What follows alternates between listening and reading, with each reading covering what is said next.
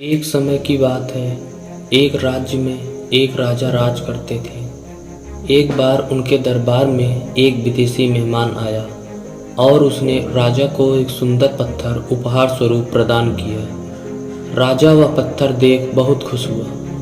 उसने उस पत्थर से भगवान शिव की प्रतिमा का निर्माण कर उसे राज्य के मंदिर में स्थापित करने का निर्णय लिया और प्रतिमा निर्माण का कार्य राज्य के महामंत्री को सौंप दिया।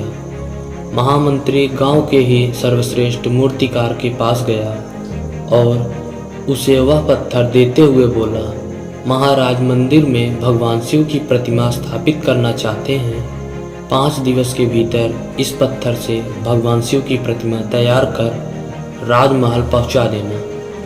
इसके लिए तुम्हें 100 स्वर्ण मुद्राएं दी जाएंगी। 100 स्वर्ण मुद्राओं की बात सुनकर मूर्तिकार खुश हुआ और महामंत्री के जाने के तुरंत बाद प्रतिमा का कार्य प्रारंभ कर दिया और पत्थर तोड़ने के लिए उस पर हथौड़े से वार करने लगा, किंतु वह पत्थर टूटा नहीं। मूर्तिकार ने हथौड़े के कई बार पत्थर पर किए, किंतु पत्थर नहीं टूटा।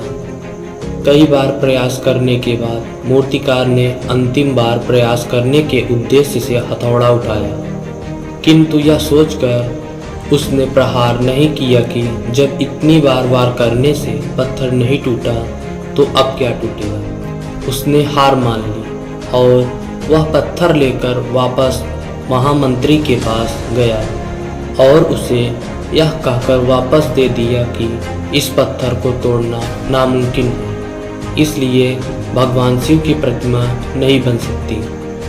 महामंत्री को राजा की आज्ञा का हर हाल में पालन करना था, इसलिए उसने यह कार्य गांव के एक साधारण से मूर्तिकार को सौंप दिया।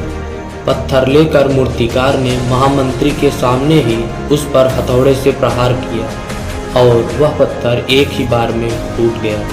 पत्थर टूटने के बाद मूर्तिकार प्रतिमा बनाने में जुट गया। इधर महामंत्री सोचने लगा कि काश पहले वाले मूर्तिकार ने एक अंतिम प्रयास और किया होता तो वह सफल हो गया होता और 100 स्वर्ण मुद्राओं का हकदार बनता। मित्रों, हम सभी अपने जीवन में ऐसी परिस्थितियों का सामना करते रहते हैं। कई बार हम 1-2 प्रयास में असफलता मिलने पर आगे प्रयास करना छोड़ देते हैं, जबकि हो सकता है कि कुछ प्रयास करने पर कार्य पूर्ण हो जाए। यदि जीवन में सफलता प्राप्त करनी है तो बार बार असफल होने पर भी तब तक प्रयास करना चाहिए जब तक सफलता नहीं मिल जाती।